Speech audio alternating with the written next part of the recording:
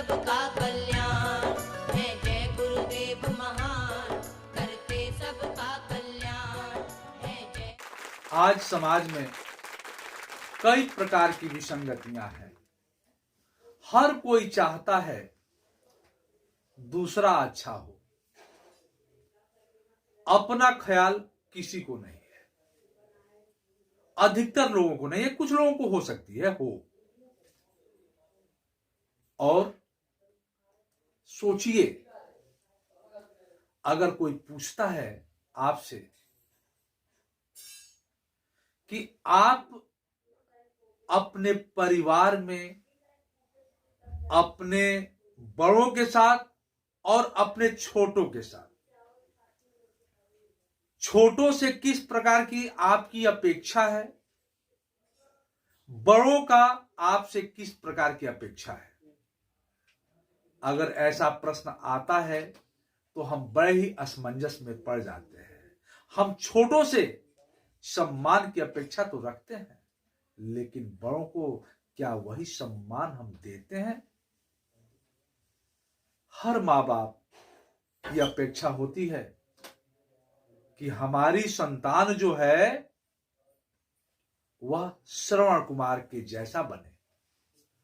हर औरत चाहती है कि उसका पुत्र श्रवण कुमार बने, लेकिन क्या आपने कभी ऐसा देखा है कि कोई औरत ऐसा भी चाहती हो कि उसका पति श्रवण कुमार बने?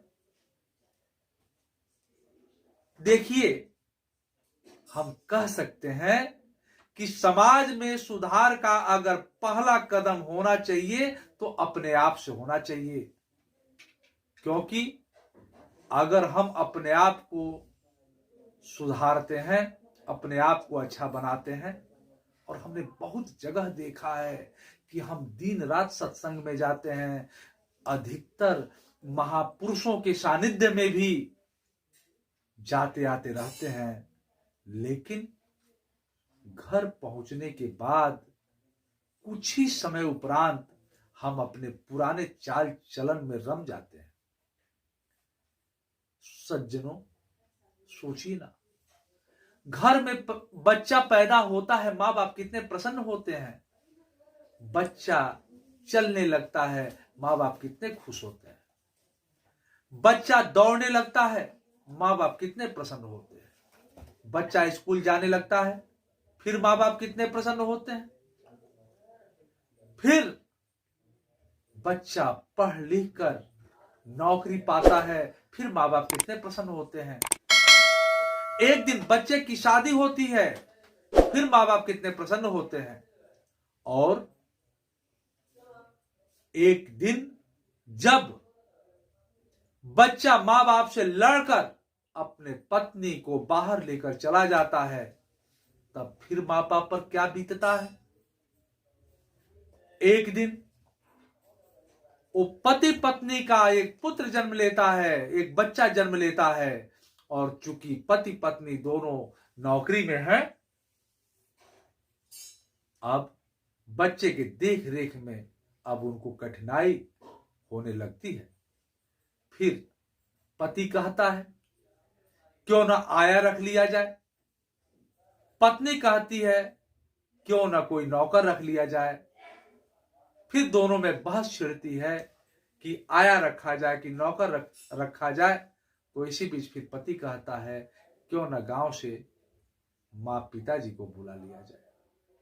सज्जन, क्या यही सोच लेकर हमारे माँ बाप अपने बच्चों को बचपन से लेकर बड़े तक अपनी हर खुशियां उन पर कुर्बान करते हैं कि जब नौकर की याद आती है, नौकरानी की याद आती है, तो माँ बाप याद आते हैं, क्योंकि इनसे भरोसेमंद और कोई कहां मिल सकता है। लेकिन हां, मैं ये भी कहता हूं कि लगभग अधिक लोग ऐसे नहीं हैं। ऐसे कुछ लोग ही तो होते हैं समाज में जो बुराइयों के मुख्य जड़ होते हैं। सज्जनों, जैन धर्म में नाभि राय जो जैनों के प्रथम तीर्थंकर भगवान ऋषभ देव के पिता एक महाप्रतापी राजा थे। ऐसे राजा जिनकी प्रजा उनके गुणगान करते कभी नहीं थकती थी, और किसी का गुणगान अगर उसके सामने होने लगे तो उस व्यक्ति के लिए और अधिक मजबूती के साथ अपने आप को अच्छा बनाना एक बहुत कठिन कार्य होता है। लेकिन नाभि राय जब भी उनकी राजा प्रशंसा करती थी तो वे शीशे के सामने अपने आप को खड़ा कर लेते थे और देखते थे कि मेरा चेहरा कैसा बन रहा है, क्योंकि शीशा अंतर्मुखी होता है। अगर शीशे में अगर चेहरा देखना है तो शीशे से थोड़ा दूर होना पड़ता है। शीशे के नजदीक जाने पर शीशे में अपना चेहरा उतना साफ नहीं दिखता। मैं यहां कहना चाहता हूं कि वह राजा नाभि राय महाप्रतापी और उनका पुत्र ऋषभ देव जैनों के प्रथम तीर्थंकर। सज्जनों, मैं यहां बताना चाहता हूं कि कहीं बाप महान होता है तो कहीं बेटा महान होता है, कहीं बेटा महान होता है तो कहीं बाप महान होता है, कहीं दोनों महान होते हैं तो कहीं दोनों में से कोई महान नहीं होता है।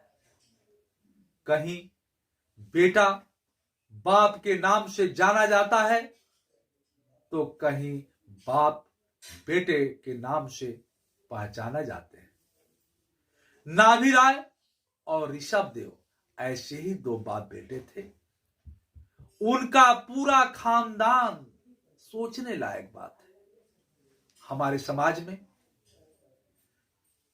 एक ही मां बाप के 4 पुत्र हैं, 2 पुत्र हैं, दोनों के अलग अलग रवैये होते हैं, अलग अलग आचरण होते हैं। कोई अच्छा हो जाता है, कोई खराब हो जाता है, कोई गलत संगति पकड़ लेता है तो कोई अच्छी संगति में रहता है। लेकिन चूंकि नाभि राय राजा महाप्रतापी, उनकी संतान भगवान ऋषभ देव के 2 पुत्र भरत और बाहुबली, उनका पूरा खानदान मैं कह सकता हूं रत्नों का खान माना जाता है। तो ऐसे अगर खानदान अगर कहीं होता है, ऐसा कहीं परिवार होता है तो एक कारण नहीं होता, उसमें बहुत सारी अच्छाइयां होती है। इसलिए स्वजनों, मैं ये निवेदन करता हूं कि हमारा रहन सहन, हमारा रहने का तौर तरीका, हमारा सानिध्य जो भी हो, किसी महापुरुष का सानिध्य में हम अवश्य रहें, तभी, और वो महापुरुष भी तत्वदर्शी हो, ईश्वर के सन्निकट, तभी हमारा कल्याण, हमारे परिवार का कल्याण, हमारे बच्चों का कल्याण हो सकता है। हमारा मुख्य मकसद सज्जनों ये है कि हम अधिक से अधिक अपने समाज को सही राह पर लाने के लिए, चलने के लिए एक प्रयास कर सकूं। मैं कोई संत नहीं, कोई बहुत बड़ा पुजारी भी नहीं, मैं एक अध्यापक हूं। और हां, एक कार्य तो अवश्य करता हूं कि मैं एक सेवक हूं, और सेवा ही मेरा काम है। मेरे परम पूज्य सदगुरुदेव भगवान श्री स्वामी जी, यानी जो आप सभी जानते हैं, मेरे परम पूज्य भगवान स्वामी श्री अरगानंद जी महाराज को, उनके सेवक तुल्य मैं कोशिश करता हूं कि समाज में हर वर्ग तक हम ऐसी बात पहुंचा सकूं जिससे समाज का नहीं अधिक तो थोड़ा सा कुछ न कुछ तो परिवर्तन, कुछ न कुछ बदलाव तो हो सके।